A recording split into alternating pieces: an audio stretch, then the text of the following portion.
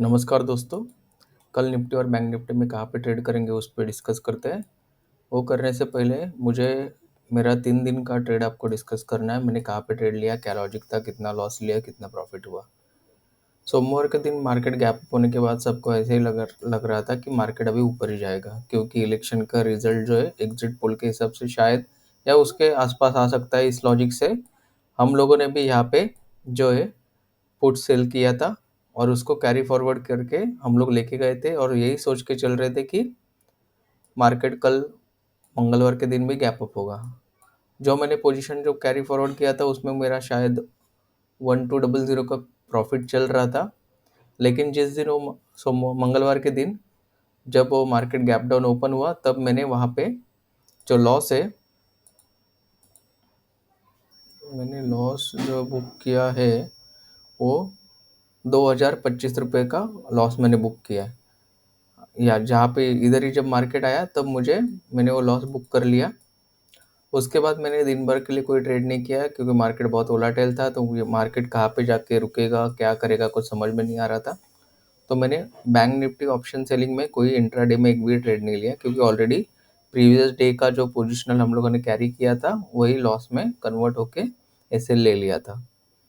उसके बाद जब बुधवार के दिन मार्केट ने यहाँ पे बेस बनाने के बाद, जब यहाँ पे इस मैंने मार्क करके रखा था, जब ये लेवल पार करके अगर कोई अच्छा कैंडल क्लोज होगा तो मैं यहाँ पे बाय के लिए जा सकता हूँ। जब मार्केट ने 1 बजे के आसपास जब ये ब्रेकआउट दिया तो मुझे यहाँ पे पुट सेल करना था, लेकिन वोलेटिलिटी की वजह से मार्केट ने जो स्ट्राइक थे, जो मेरा ब्रोकर था ICICI डायरेक्ट ब्रोकर में यूज़ करता हूँ, तो उस ब्रोकर से जो मैं नॉर्मली एक्सपायरी था बुधवार का, तो मैं एक्सपायरी के दिन जो एक्सपायरी ट्रेड नहीं करता हूँ, मैं नेक्स्ट वीक का जो रहेगा उस वहाँ पे मैंने ट्रेडिंग में नॉर्मली सोचता हूँ। तो मैं वहाँ पे नेक्स्ट वीक का जो एक्सपायरी था उसके जो 200-250 रुपये के प्रीमियम के जितने ऑप्शन थे मैं वो ढूंढ रहा था। लेकिन मुझे जब यहाँ पे मार्केट क्लोज हुआ तब मैंने ऑप्शन सेल करने की कोशिश की, लेकिन वो ब्रोकर की तरफ से डिसेबल थी वोलेटिलिटी की वजह से,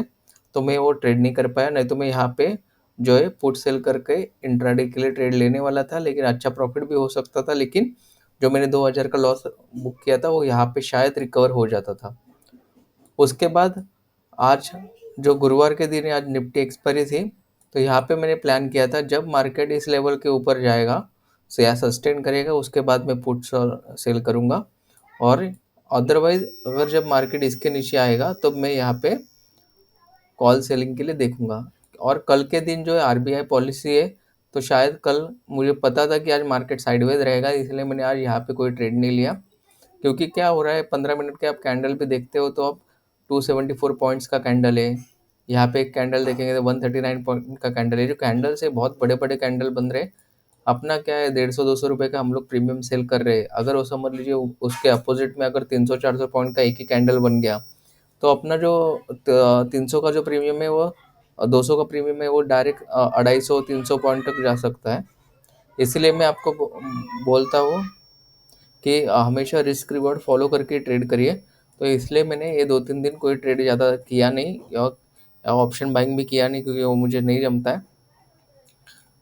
अगर कल के दिन मुझे ट्रेड करना रहेगा तो मैं कहाँ पे कर सकता हूँ, कहाँ पे ट्रेड ले सकता हूँ, मैं वो बता देता हूँ।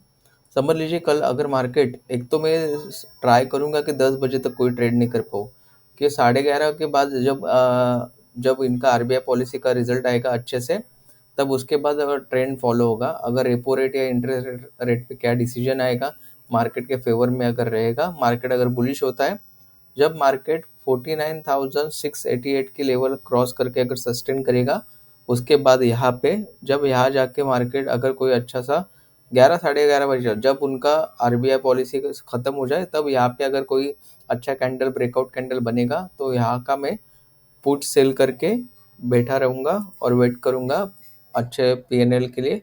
अगर वापस मार्केट अगर यहाँ पे सस्टेन नहीं करके वापस कोई एम पैटर्न बना के नीचे आने की कोशिश करेगा, तो मैं वो जो इतना प्रॉफिट है वो लेके निकल जाऊँगा। या सीधा सीधा फॉल भी होता है तो मैंने वो जो बड़ा कैंडल बनेगा उसके लो के नीचे 15 मिनट का कोई कैंडल क्लोज होगा तो वहाँ से मैं एग्जिट कर लूँगा। अगर मार्केट अच्छा न्यूज़ बनाता है तो, अगर मार्केट समझ लीजिए कि 11 बजे के बाद RBI पॉलिसी के बाद होने के बाद जब मार्केट यहाँ पे कोई अगर नेगेटिव कैंडल बनाएगा ए वाला यहाँ पे, तब मैं यहाँ पे कोई जाके एक आधा कॉल सेल कर दूंगा और कॉल सेल करके वेट करूंगा। अगर वहाँ पे कोई सपोर्ट लेके या सस्टेन करेगा तो मैं वहाँ पे निकल जाऊंगा।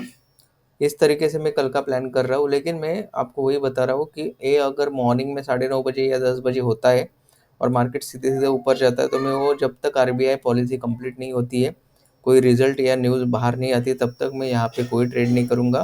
क्योंकि क्या वोलेटिलिटी बढ़ सकती है, फालतू का एसएल जा सकता है। उससे बेटर है एक तो ट्रेड नहीं करे या वेट एंड वॉच करे।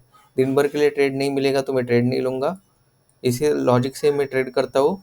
अभी आप यहाँ पे देख सकते हो कि जो मेरा यहाँ पे ये महीने में जो एक ही ट्रेड किया है, जो मतलब हम लोग जो वर्चुअल पोर्टफोलियो बना रहे हैं उसमें एक ही ट्रेड बन रहा है, उसमें भी 2000 का लॉस बुक हो गया है। ठीक है। और अगर अगर हम लोग ऑप्शन डेटा भी देखते हैं बैंक निफ्टी का, यहाँ पे आप देखेंगे मेजर सपोर्ट जो है बैंक निफ्टी के 49,000 पे, और जो रेजिस्टेंस है वो 50,000 के। मतलब आप देख सकते हो कि बैंक निफ्टी जो है साइडवेज टू बुलिश है। अगर बैंक निफ्टी 49,500 का लेवल क्रॉस करेगा तो बहुत जल्द से वो 50,000 के आसपास भी जा सकता है। नियर टर्म में बहुत नज़दीक सपोर्ट है 49,000 का। अगर उसको ब्रेक करेगा तो 48,500 का जो है बैंक निफ्टी के लिए सपोर्ट बना हुआ है। निफ्टी अगर समझ लीजिए कि कल के दिन ही बड़ा गैप डाउन हो जाता है तो क्या हो सकता है, अगर बड़ा गैप डाउन भी होता है, जब तक 11 बजे के बाद एक यहाँ पे कोई ट्रेंड या न्यूज़ कंफर्म नहीं होता, तब तक मैं यहाँ पे कोई ट्रेड नहीं करेंगे। अगर 11 बजे के बाद ये लेवल ब्रेक होता है तो हम लोग उल्टा अच्छा अपॉर्चुनिटी मिलेगा, हम लोग यहाँ पे शार्प सेलिंग आ सकती है। अगर 11 बजे के बाद यहाँ पे कोई ब्रेकआउट होता है तो हम लोग अच्छा यहाँ पे बाय का अपॉर्चुनिटी देख सकते हैं। ओके, आज के लिए इतना ही। Thank you.